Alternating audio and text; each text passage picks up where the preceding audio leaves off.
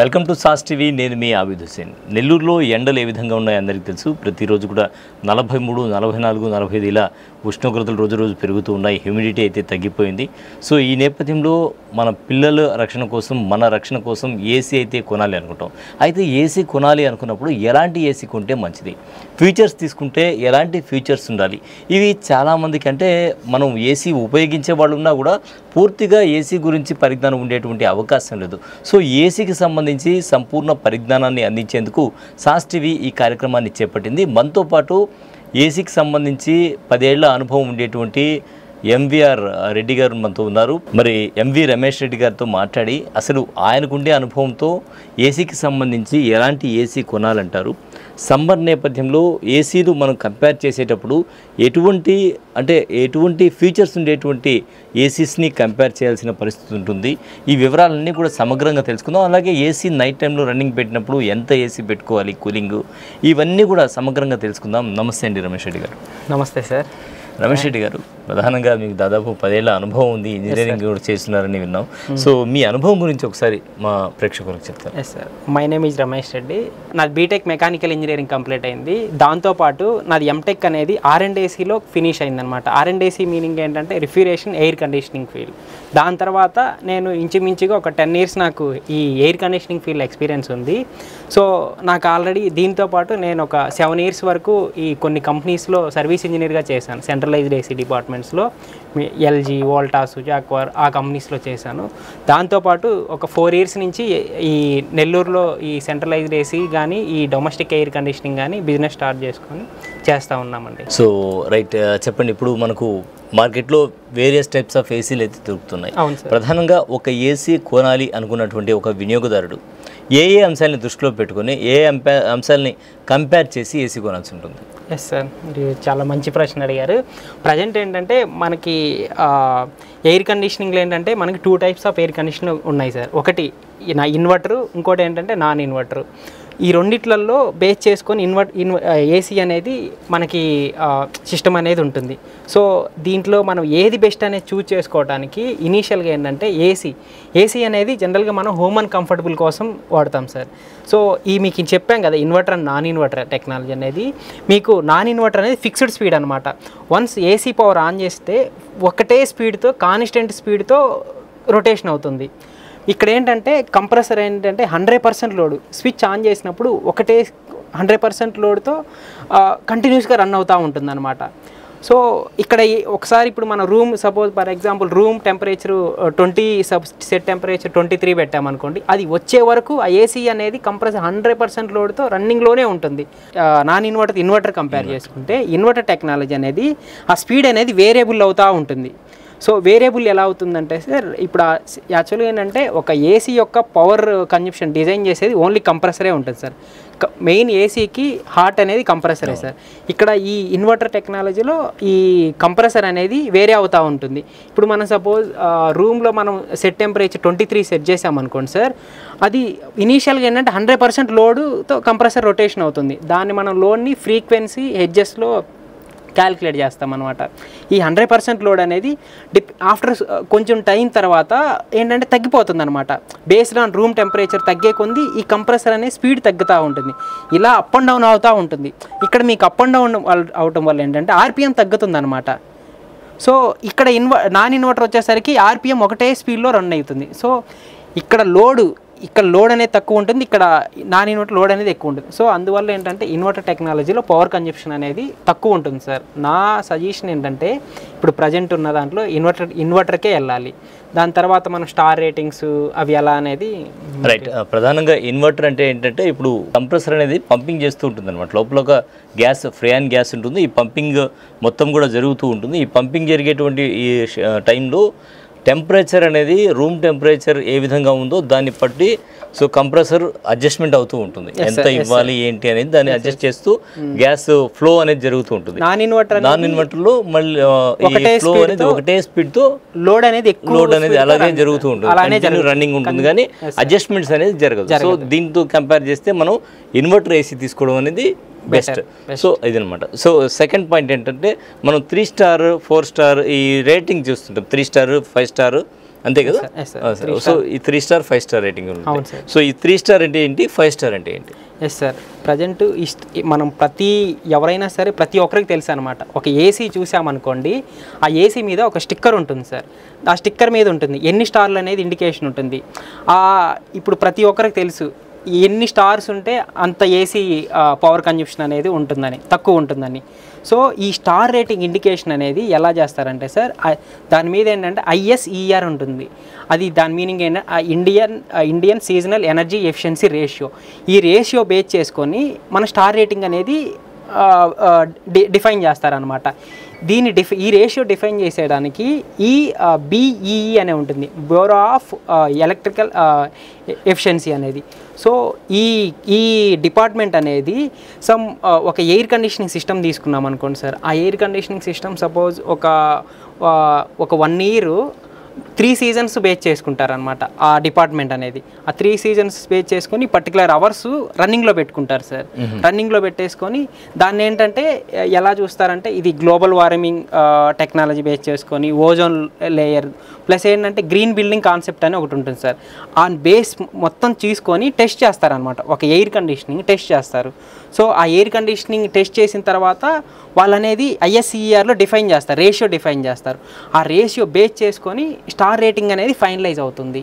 So మనకి 3 star అనేది ఒక కొంచెం పవర్ సేవింగ్ అనేది తక్కువ ఉంటుంది. 5 స్టార్ అనేది పవర్ సేవింగ్ అనేది ఎక్కువ ఉంటుంది compare to 3 star. So various weather కండిషన్స్ని కంపేర్ చేస్తూ at the same time power consumption కూడా చెక్ చేస్తూ మనకు స్టార్ రేటింగ్ అనేది ఇవ్వడం జరుగుతుంది. సార్ అది ఎలా అంటే COP, coefficient of performance base చేసుకొని పవర్ ఇన్పుట్ ఎంత ఇస్తున్నాము, పవర్ అవుట్పుట్ ఎంత వస్తుంది.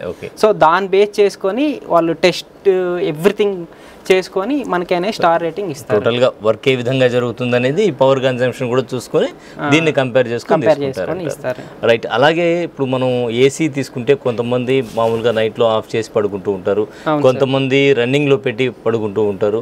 అసలు ఎగ్జాక్ట్గా కొంతమంది అంటే ఒకరు 27 పెడితే ఒకరికి 23 పెడతారు, ఒకరు 17, 16 ఇట్లా కూడా 16 వరకు కూడా పెట్టేటువంటి అవకాశాలు ఉంటాయి. అంటే డిపెండ్స్. సో ఎగ్జాక్ట్గా ఒక హెల్దీ బాడీకి ఎంత ఏసీ సెట్ చేసుకుంటే మనకు మంచిది అంటారు, నంబర్ ఎంత పెట్టాలి సార్? యాక్చువల్గా ఏంటంటే మనకి రూమ్ టెంపరేచర్ అని ఒక పాయింట్ ఉంటుంది సార్. అదేంటంటే 23 to 27 degrees అనమాట. సో మనకి ఈ టెంపరేచర్లో మనం సెట్ చేసుకుంటే ఏంటంటే పవర్ సేవింగ్ అనేది చాలా ఎక్కువ ఉంటుంది. ప్లస్ ఏంటంటే ఇది ఎందుకు పెట్టుకోవాలంటే, ఇప్పుడు సపోజ్ మనం ఏంటంటే క్లైమేట్ అనేది ఎవ్రీ చేంజ్ అవుతూ ఉంటుందన్నమాట. ఏసీ అనేది హ్యూమన్ కంఫర్టబుల్ కోసం పెట్టుకుంటాము. సో ఇక్కడ మన హ్యూమన్ కంఫర్టబుల్నెస్ ఇచ్చేది ఈ టెంపరేచర్లో మనకి ఆటోమేటిక్గా వచ్చేస్తుంది, చల్లదనం వచ్చేస్తుంది. బట్ ఏంటంటే ఇంతకంటే తగ్గించుకోవచ్చు, మనం 18లో పెట్టవచ్చు. బట్ ఏంటంటే అలా 18లో పెడితే మనం దానికి ఆ ఏసీలు అనేది ఏసీ లేకపోతే కొన్ని రోజుల తర్వాత ఉండలేకుండా పోవచ్చు కూడా. హెల్త్ కండిషన్ అనేది మారిపోవచ్చు కూడా. మళ్ళీ బయట ఉండే కండిషన్ సార్. ఇప్పుడు ఎలాగంటే మన వెదర్ అనేది మనం ఇప్పుడు ఎయిర్ కండిషనింగ్ పెట్టుకున్నాం సార్. ఎయిర్ కండిషనింగ్ పెట్టుకుంటే ఇప్పుడు టెంపరేచర్ అనేది 27 పెట్టుకున్నాం. +or-15 వరకు మన బాడీ అనేది అడ్జస్ట్మెంట్ అవుతుంది. బట్ ఇప్పుడు మనం 18 పెట్టుకున్నాం అనుకోండి సార్. ఇప్పుడు వన్స్ ఒక 18 టెంపరేచర్లో నుంచి మనం ambient temperature, out side temperature 35, 40కి వచ్చామనుకోండి, సడన్గా బాడీ అనేది వేరియేషన్ చూపిస్తుంది అనమాట. ఫస్ట్ క్లాస్ పిల్లోని 10th క్లాస్లో పెడితే ఎంత అతను ఉండగలుగుతాడు, బట్ ఏంటంటే గెట్ ఇన్ అవ్వలేడు. సో అలా ఉంటే కొంచెం ఈవెన్ చిన్నపిల్లలకు కూడా చాలా ప్రాబ్లమ్స్ వచ్చే అవకాశం ఉంటుంది సార్. చిన్నపిల్లలకు కూడా మనము 27, 26 పెట్టుకుంటే ఏంటంటే మనకి ఈవెన్ హెల్త్ బాగుంటుంది, సైమల్టేనియస్గా మనకి పవర్ సేవింగ్ కూడా చాలా తక్కువ ఉంటుంది. అలాగే ఏసీ ఫ్లో అవుతుంది కదా, ఈ వేకి కరెక్ట్గా ఎదురుగా కూర్చోకూడదు, కొంచెం అటు ఇటు కావాలని కూర్చుంటే మంచిది, ఎదురుగా కూర్చోకూడదు అంటారు, కరెక్టేనా? అది మనకేంటంటే అది డైరెక్ట్ ఏంటంటే సార్, అది ఆ కూల్ ఎయిర్ మనకి ఎలా వస్తుందంటే సార్, ఆ ఇండోర్ ఎవాపరేటర్ కాయిల్లో ఉన్న చిల్నెస్ కాయిల్ అవటం వల్ల మనకు బ్లోయర్ రొటేషన్ అవటం వల్ల కూల్ ఎయిర్ అనేది వస్తుంది. సో అది కూల్ ఎయిర్ ఎలా వస్తుందంటే, అది కొన్ని గ్యాసెస్ వల్ల మన కూల్ ఎయిర్ వస్తుంది అనమాట. ఫ్రియాన్ కానీ R22 కానీ లేకపోతే 32 కానీ 410 కానీ. సో ఆ గ్యాసెస్ అనేది అది కూడా one type of some chemical అలా ఉంటుంది. అలానే డైరెక్ట్ జస్ట్ ఒక మినిమం పీరియడ్ అయితే ఏం కాదు సార్, ఒక 10 minutes అలా ఏం కాదు. పర్టికులర్గా అదే విధంగా టచ్ అవటం వల్ల ఏంటంటే కొంచెం ఎఫెక్ట్ ఉండే అవకాశం ఉంటుంది. బట్ ఒక 10 మినిట్స్ 5 మినిట్స్ అలా అయితే ఏం కాదు. అలానే రోజు మొత్తం అలా ఉంటే ప్రాబ్లం వస్తుంది కానీ బట్ 5 మినిట్స్కి 10 మినిట్స్కి అలా అయితే ఏం ప్రాబ్లం ఉండదు సార్. అలాగే ఏసీలో ఇందాక ఎవాపరేటర్ అన్నారు, సో కంప్రెసర్ అన్నారు, మొత్తంగా ఎన్ని పార్ట్స్ ఉంటాయి దీంట్లో ఏసీలో? మేజర్గా మనకి మేజర్గా 4 ఉంటాయి సార్. ఒకటి వచ్చేసరికి కండెన్సర్ కాయిల్ ఉంటుంది, దాని తర్వాత కంప్రెసర్ ఉంటుంది, దాని తర్వాత ఎక్స్పాన్షన్ వాల్ ఉంటుంది, దాని తర్వాత ఇండోర్ యూనిట్ ఎవాపరేటర్ కాయిల్ ఉంటుంది. ఇనీషియల్గా మనం కంప్రెసర్ దగ్గర నుంచి స్టార్ట్ అవుదాం సార్. కంప్రెసర్ అనేది పంపింగ్ చేస్తుంది అనమాట. కంప్రెసరు లైక్ ఏంటంటే పంపు లాగా బిలో వాటర్ని పంప్ చేస్తుంది కదా, ఈ కంప్రెసర్ అనేది లోపల ఉన్న గ్యాస్ని పంపింగ్ చేస్తుంది అనమాట. పంపింగ్ చేసే మూమెంట్లో హై ప్రెజరు హై టెంపరేచర్తో అదేంటంటే అవుట్ చేస్తుంది అనమాట. 2 volts to condenser coil, outdoor ఇంట్లో ఉంటుంది కండెన్సర్ కాయిల్. అది కండెన్సర్ కాయిల్లోకి సర్క్యులేట్ అవుతుంది. యాక్చువల్గా ఏసీ అనేది సైక్లిక్ ప్రాసెస్ లాగా ఉంటుంది సార్, కండెన్సర్ కాయిల్లోకి వెళ్తుంది. సో కండెన్సర్ కాయిల్లో అక్కడ ఏంటంటే సూపర్ హీట్ అయ్యి ఆ కండెన్సర్ కాయిల్ మనము ప్రతి ఒక్కరు అవుట్డోర్ ఇంట్లో కండెన్సర్ కాయిల్ చూడొచ్చు సార్. అక్కడ అగైన్ సర్క్యులేట్ అయ్యి ఇక్కడ మనకి ఏంటంటే టెంపరేచర్ అనేది ఇంచుమించుగా 80 degrees టెంపరేచరు, ప్రెజర్ కూడా హై ప్రెజర్ హై టెంపరేచర్లో కంప్రెసర్ పంపింగ్ అవుతుంది. సో వన్స్ కండెన్సర్ రీచ్ అయ్యి అగైన్ అట్లా అది కండెన్సర్లో టెంపరేచర్ అండ్ ప్రెజర్ అనేది డ్రాప్ అవుతుంది సార్. 40 degrees అలా 40 to 30 degrees డ్రాప్ అవుతుంది. ఇక్కడ అదే 80 degrees టెంపరేచరు హై ప్రెజర్లో ఉన్నది. హై ప్రెజర్ అంటే మీకు గ్యాస్ని బట్టి వేరే అవుతుంది సార్. సపోజ్ మనం 32 గ్యాస్ తీసుకున్నాం అనుకోండి, అది 300 అలా ఉంటుంది హై ప్రెజర్. అక్కడి నుంచి కండెన్సర్లోకి వెళ్ళి డ్రాప్ అవుతుంది. అగైన్ ఆ గ్యాస్ అనేది మనకి ఇండోర్ హీట్ ఎక్స్పాన్షన్ వాల్ దగ్గరికి వస్తుంది. ఇండోర్ హీట్ ఎక్స్పాన్షన్ వాల్ అంటే లైక్ అది స్ప్రింక్లర్గా ఉంటుంది సార్. ఆ ఎక్స్పాన్షన్ వాల్ దగ్గర ఆ high pressure high temperature drop అయిపోయి ఆ ఎక్స్పాన్షన్ వాల్ ఫంక్షన్ అనేది మనకి కూల్ ఆటోమేటిక్గా ఇక్కడ ఏంటంటే లిక్విడ్ రూపంలో ఉన్న గ్యాస్ అనేది అక్కడికి వచ్చేసరికి వేపర్గా కన్వర్ట్ అయిపోతుంది. సో ఆ వేపర్గా కన్వర్ట్ అయినప్పుడు మనకి అనేది కూల్ అనేది వస్తుంది అనమాట. నేను మీకు ఇందాక చెప్పాను కదా సార్, ఆ ఇండోర్ ఇంట్లో ఉన్న ఎవాపరేటర్ కాయిల్ కూల్ అవ్వటం వల్ల దాంట్లో బ్లోయర్ ఉంటుంది అనమాట. ఆ బ్లోయర్ రొటేషన్ అవ్వటం వల్ల ఆ కూల్ ఎయిర్ మనకి టచ్ అవుతుంది. సో మంచి పాయింట్ అది చెప్పారు, బ్లోయర్ అని. కొంతమంది ఏం చేస్తారంటే ఫ్యాన్ పెట్టుకుని ఏసీలోనే ఫ్యాన్ పెట్టేసుకొని జనరల్గా తక్కువ ఏసీ పెట్టేసుకొని అలా పడుకుంటూ ఉంటారు. సో ఇలా ఫ్యాన్ ఒక్కటే రన్ చేయవచ్చా ఏసీలో? ఏసీ మన్నిక ఉండాలి, ఎక్కువ రోజులు మనకి ఏసీ వర్కౌట్ అవ్వాలి అంటే మనం ఏ విధంగా వాడాలంటారు? ఇది చాలా బేసిక్గా అందరికీ తెలిసేటువంటి అవకాశం లేదు. సో ప్రతి ఒక్కరికి ఉపయోగపడేటువంటి ప్రశ్న అనమాట. దీని మీద చెప్పండి. ఎస్ సార్, ఇప్పుడు మనం ఎయిర్ కండిషనింగ్లో మీకు ఎక్కువ లైఫ్ టైం రావాలంటున్నారు, ప్లస్ అదే ఏసీ ఉన్నప్పుడు ఫ్యాన్ రొటేషన్ అవ్వచ్చా అని అంటున్నారు సార్. యాక్చువల్గా మనకి ఎయిర్ కండిషనింగ్ అనేది లైఫ్ టైం రావాలి, మెయింటెనెన్స్ ఉంటుంది సార్. మెయింటెనెన్స్ అనేది ప్రాపర్గా ఉంటే లైఫ్ అనేది వస్తుంది, అదొక కాన్సెప్ట్. దానికి కొంచెం డెప్త్గా వెళ్దాం సార్. ప్లస్ ఏంటంటే ఫ్యాన్ ఏసీ రన్ అయినప్పుడు ఓన్లీ ఫ్యాన్ ఒక్కటే రన్ చేసుకోవచ్చా ఏసీ ఆపేసి? అంటే కూలింగ్ తగ్గించి ఏ ఫ్యాన్ వరకు రన్ చేయవచ్చా? లేదు సార్, ఇప్పుడు మనం ఏసీ అనేది మీరు టెంపరేచర్ అనేది ఏదన్నా ఒక టెంపరేచర్ సెట్ చేసుకున్నారని, సపోజ్ మీరు 26 టెంపరేచర్ సెట్ చేసుకున్నారనుకోండి సార్, ఆ 26 టెంపరేచర్నే ఆ ఫ్యాన్ అనేది మనకి డిస్ట్రిబ్యూట్ అవుతుంది. ప్లస్ ఏంటంటే నా సజెషన్ ఏంటంటే సార్, ఫ్యాన్ అనేది హై స్పీడ్లో కాకుండా మినిమం స్పీడ్లో పెట్టేసినప్పుడు మనకి కొంచెం పవర్ సేవింగ్ ఉంటుంది. ఆ ఎయిర్ అనేది సపోజ్ ఇప్పుడు ఫ్యాన్ ఏంటంటే సార్ ఒక్కొక్క ఫ్లోర్ బేస్ చేసుకొని ఉంటుంది సార్. ఒక్కొక్కసారి అప్స్టేర్ ఉంటుంది, అది డైరెక్ట్ హీట్ వస్తుంది అనమాట రూఫ్కి. సో అలాంటప్పుడు ఏంటంటే ఫ్యాన్ రొటేషన్ అవడం వల్ల హీట్ అనేది కిందకి రిఫ్లెక్ట్ అవుతుంది. సో మనం ఏంటంటే బేస్డ్ ఆన్ ఫ్లోరు ప్లస్ ఏంటంటే ఫ్యాన్ అనేది తక్కువ స్పీడ్లో పెట్టుకున్నాం అనుకోండి, వచ్చిన కూల్ ఎయిర్ అనేది డిస్ట్రిబ్యూషన్ అనేది బాగుంటుంది. కొంతమంది ఏంటంటే హై స్పీడ్ పెడతారు, కొంతమంది టర్బో మోడ్ పెడుతూ ఉంటారు. ఈ టర్బో మోడ్ అంటే ఏంటి, ఏ విధంగా పనిచేస్తుంది? టర్బో మోడ్ స్పెషాలిటీ ఏంటి? అది లైక్ ఎయిర్ కండిషనింగ్లో సార్, ఇనీషియల్గా ఒక పర్సన్ ఎంట్రీ అయినప్పుడు జెట్ స్పీడ్ కానీ టర్బో కానీ ఉంటుంది సార్. ఆ మోడ్ మనం ఆన్ చేసామనుకోండి, ఒక 5 to 10 minutes అనేది ఎక్కువ speed compare to normal speed. మనకేంటంటే ఫ్యాన్ స్పీడు హై, లో, మీడియం 3 types ఉంటాయి సార్. ఈ మనం జెట్ స్పీడ్ పెట్టినప్పుడు మీకు ఏమవుతుందంటే ఒక 10 minutes వరకు హై ఇండోర్ హీట్ ఎఫిషియన్సీ అనేది కంపేర్ టు నార్మల్ కండిషన్ కొంచెం ఎఫెక్టివ్గా వస్తుంది అనమాట, వర్క్ చేస్తుంది. దాని తర్వాత యథాస్థితికి వెళ్ళిపోతుంది. అలా పెట్టుకోవడం వల్ల మన్నికి వస్తుందంటారా, లేదా అలా పెట్టకూడదు అంటారా? పెట్టొచ్చండి, అదేం ప్రాబ్లం ఏముంటుంది.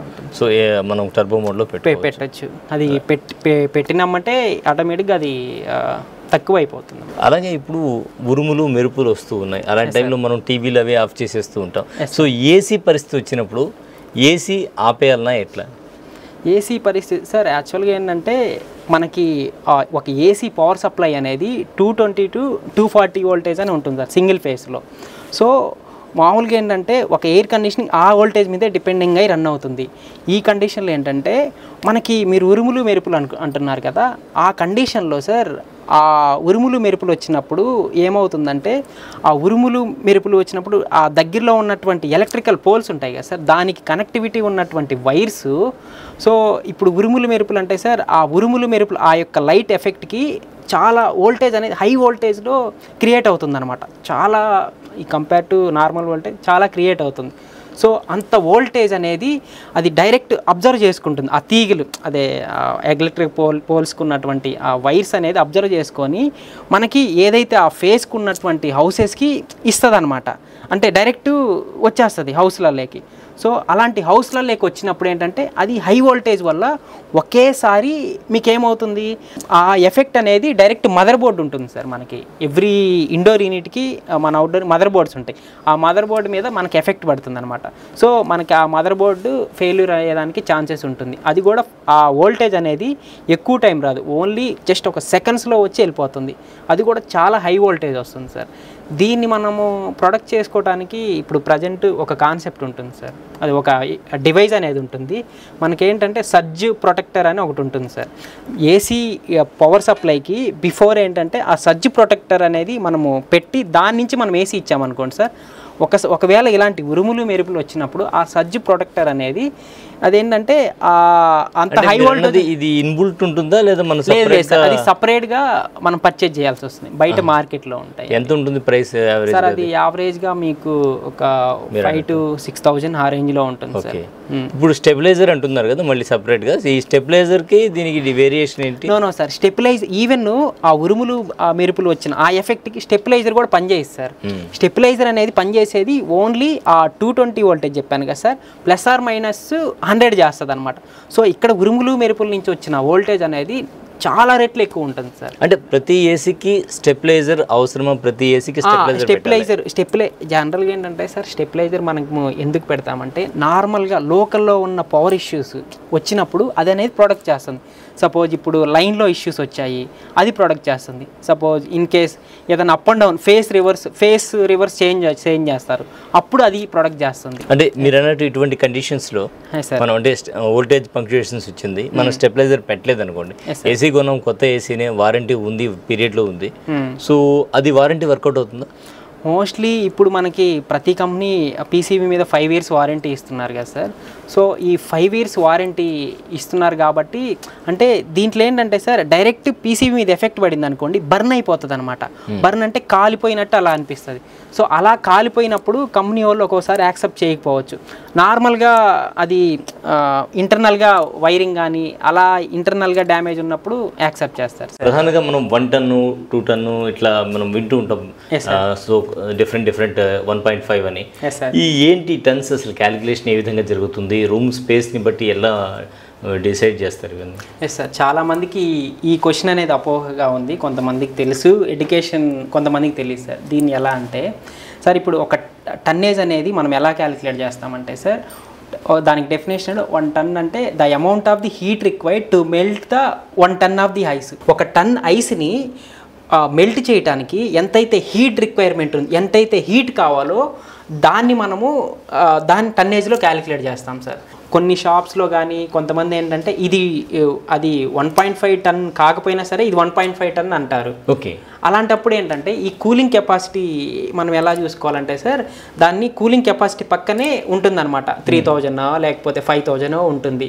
సో మల్టిపై వచ్చిన వాల్యూ డివైడెడ్ బై 3,500 చేసామనుకోండి మనకి టన్నేజ్ అని తెలిసిపోతుంది. సో వాళ్ళు చెప్పేది చెప్తారనమాట.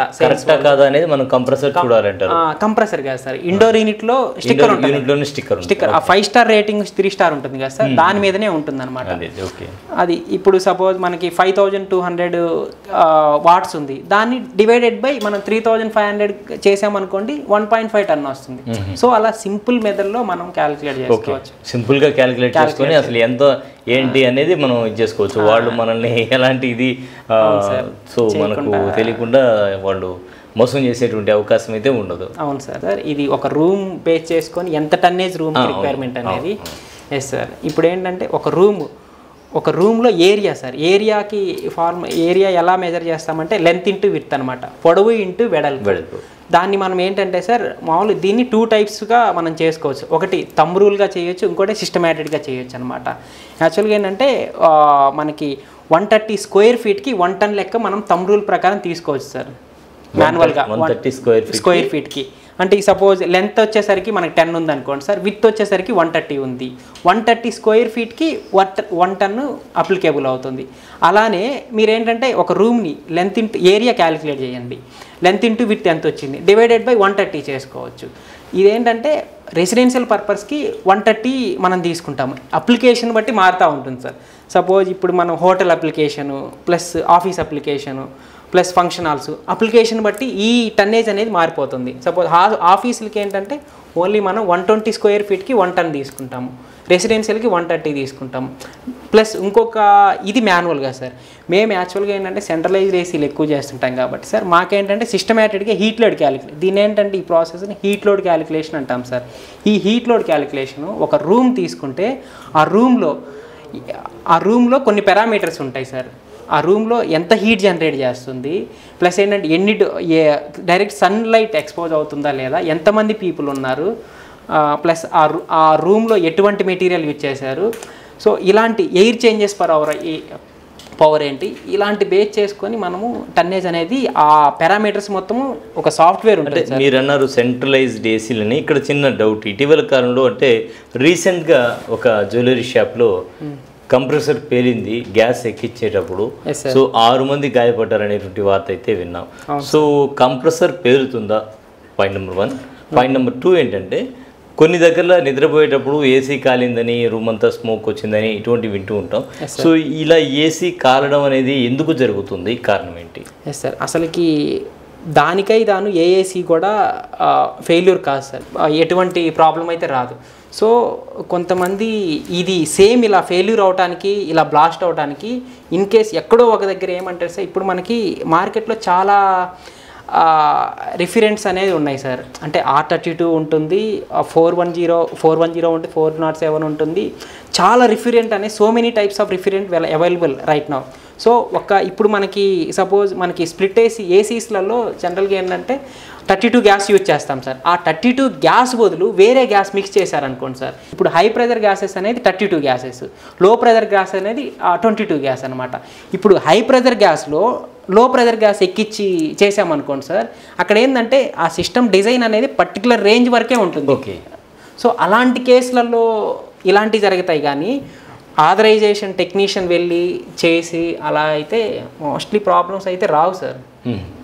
ఇక్కడ కూడా చాలా మీరు అన్నట్టు గ్యాస్ ఎక్కించే దాంట్లో గ్యాస్ క్వాలిటీ మీద ఆధారపడి ఉంటుంది సార్. ఆ గ్యాస్ అది ఆ సిస్టమ్ అనేది ఏ గ్యాస్ ఎక్కించారో దాన్ని ఎక్కించాలి, వేరేది ఎక్కించినప్పుడు ఇలాంటి బర్నింగ్స్ అలాంటివి జరిగేటువంటి అవకాశం ఉంది ఏసీకి సంబంధించి.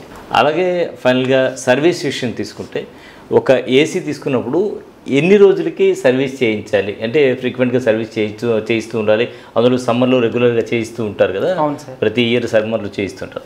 ఎన్ని రోజులకు ఒకసారి సర్వీస్ చేస్తే ఏసీ మన్నిక ఉంటుంది సార్? ఏసీ మెయింటెనెన్స్ అనేది మనకి ఏంటంటే ఇప్పుడు సమ్మర్ వచ్చింది సార్, ఇప్పుడు సమ్మర్లో ఒకలాగుంటుంది, వింటర్లో ఒకలాగుంటుంది. సపోజ్ సమ్మర్లో వచ్చింది అనుకోండి, ఎవ్రీ 15 డేస్కి ఒకసారి.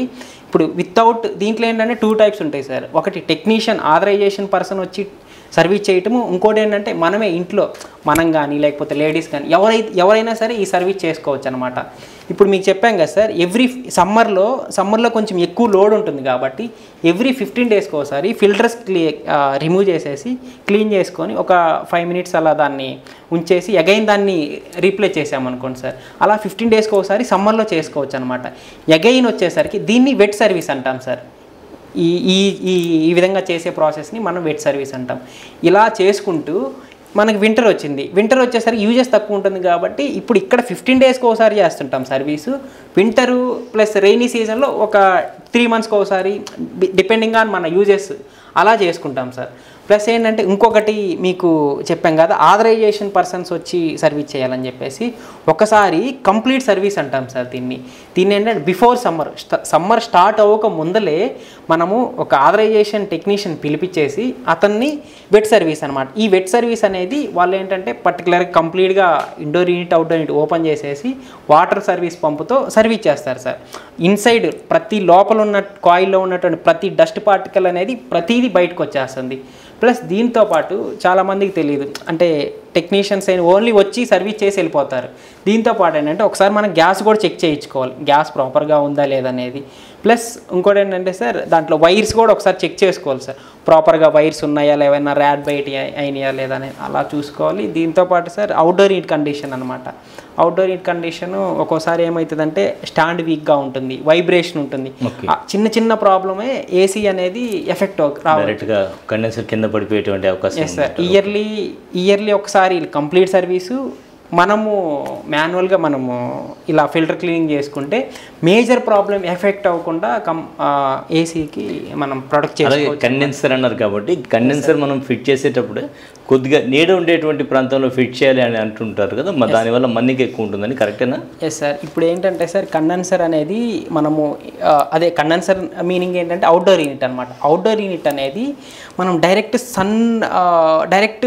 సన్ ఎక్స్పోజ్ పెట్టామనుకోండి సార్, ఆ హీట్ వచ్చేస్తుంది. ఆ కంప్రెసర్ లోడ్ అనేది కొంచెం ఎక్కువ పంపింగ్ ప్లస్ డిపెండింగ్ ఆన్ అంటే కంప్రెసర్ అనేది చాలా ఎఫెక్ట్ పడుతుంది అనమాట కంప్రెసర్ మీద. ఆల్రెడీ అది హీట్ ఉంటుంది, దాని మీద హీట్ అవటం వల్ల కొంచెం ఎఫెక్ట్ అనేది ఉంటుంది సార్. అదే మనము నీళ్ళలో పెట్టుకున్నాం అనుకోండి సార్, కొంచెం నీడలైనా లేదనుకోండి దానిపైన ఏదన్నా రూఫ్ కానీ కింద పెట్టుకున్నాం అనుకోండి, సో అక్కడ ఏంటంటే కొంచెం టెంపరేచర్ అనేది డౌన్ ఉంటుంది. సో కంప్రెసర్ అనేది స్మూత్గా రన్ అయ్యి కొంచెం లైఫ్ టైం అనేది కూడా కూల్ ఎయిర్ తగలడం వల్ల కొంచెం లైఫ్ టైం ఎక్కువ వచ్చేటువంటి ఆ పిన్స్ ఉంటాయి సార్ కండెన్సర్ కాయిల్లో. పిన్స్ కానీ అవి అంటే కంపేర్ టు దాన్ని కొంచెం తక్కువలో మనం చూసుకోవచ్చు అన్నమాట. అలాగే ఏసీస్ మనం కంటిన్యూగా వాడడం వల్ల హెల్త్ ఇష్యూస్ ఏమైనా వచ్చే అవకాశాలు ఉన్నాయి, అలాగే చిన్నపిల్లలకి ఏమైనా ఇబ్బందులు తలెత్తేటువంటి అవకాశం ఉందా? సార్ అలా ఏముండదు సార్. మనకి ఆల్రెడీ ఇందాక చెప్పుకున్నట్టు విధంగా సార్ మనం ఏంటంటే ఆ టెంపరేచర్ అనేది ప్రాపర్ మెయింటెనెన్స్గా మెయింటైన్ చేస్తూ ఉండాలి సార్. ఇప్పుడు మీకు 23 టు మన సెట్ టెంపరేచర్ అనేది ఎప్పుడు కూడా 23 to 27 మెయింటైన్ చేయాలన్నమాట. సో ఆ విధంగా ఆ టెంపరేచర్ మెయింటైన్ చేస్తే ఎటువంటి ఇష్యూస్ అయితే ఉండవు. సో దానికంటే తక్కువ మెయింటైన్ చేసామనుకోండి ఆల్రెడీ మీకు చెప్పుకున్నట్టుగా సార్ అంటే ఎఫెక్ట్ ఉండే దానికే ఎడిక్ట్ అయిపోవటం కానీ లేకపోతే సో ఏసీ లేకుండా మనం ఉండలేకపోవచ్చు. సో అలాంటి అనేది ఏమీ ఉండదు సార్.